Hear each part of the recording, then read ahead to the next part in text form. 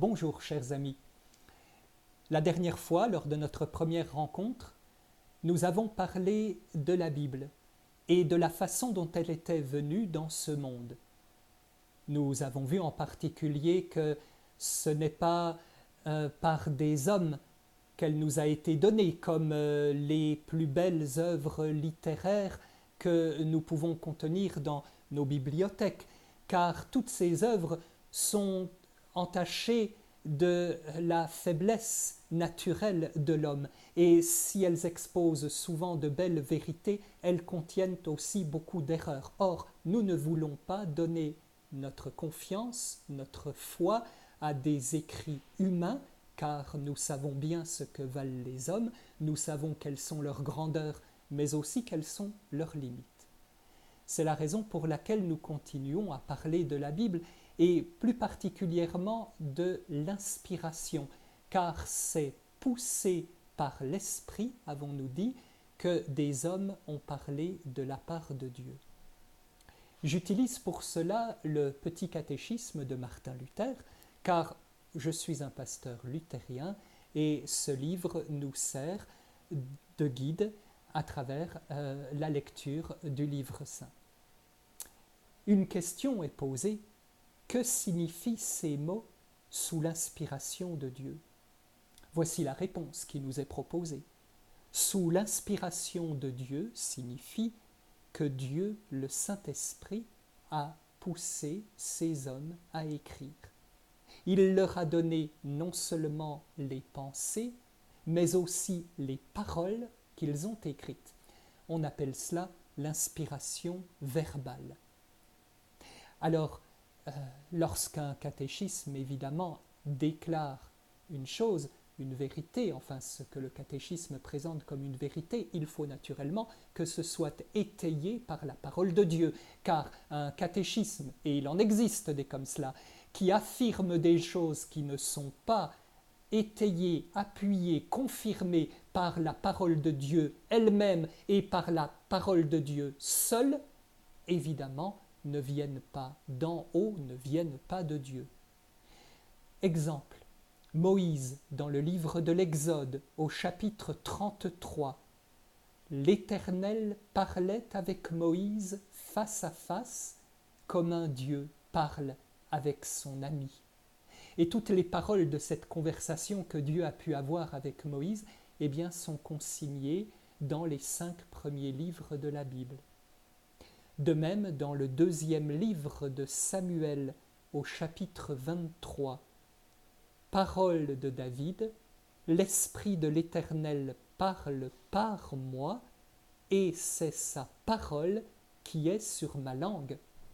Voyez, David, en prenant la parole, en écrivant les psaumes, en écrivant toutes les pages de la Bible qui portent son nom, se place d'entrée de jeu sous l'autorité même de Dieu. Et il dit, attention, ce n'est pas moi qui parle, ce n'est pas de ma propre autorité que je vous donne ces conseils, car alors ces conseils ne vaudraient que pour moi-même ou ne vaudraient que pour l'époque à laquelle je vis. Enfin bref, dans 10 ans, dans 15 ans, ces bons conseils humains seraient totalement dépassés.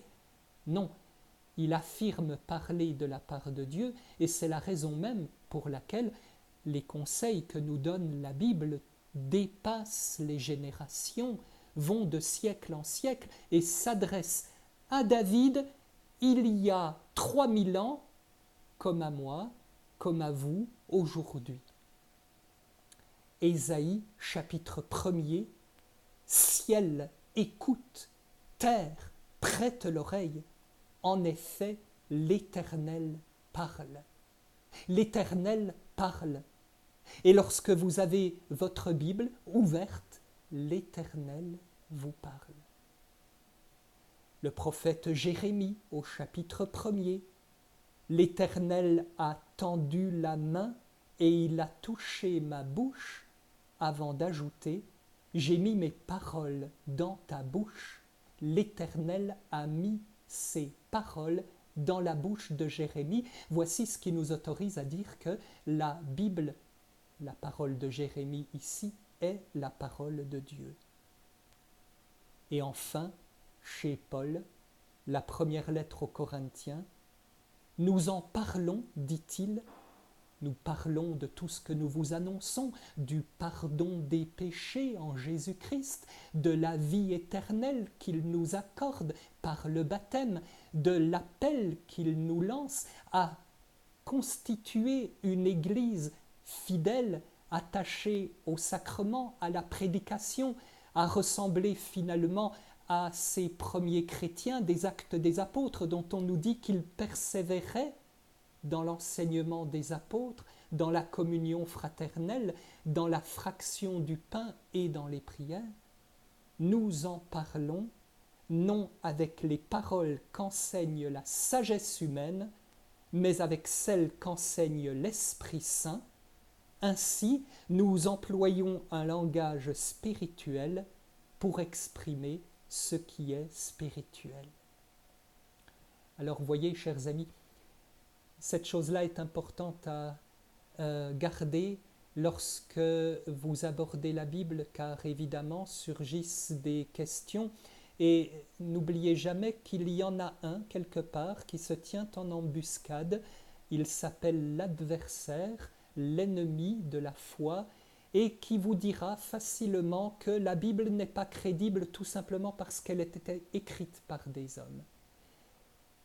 La Bible, la parole de Dieu, se défend de cette accusation en réclamant son autorité non pas des hommes, mais de Dieu lui-même, les hommes ayant été les instruments au service de Dieu pour apporter la parole du salut au monde.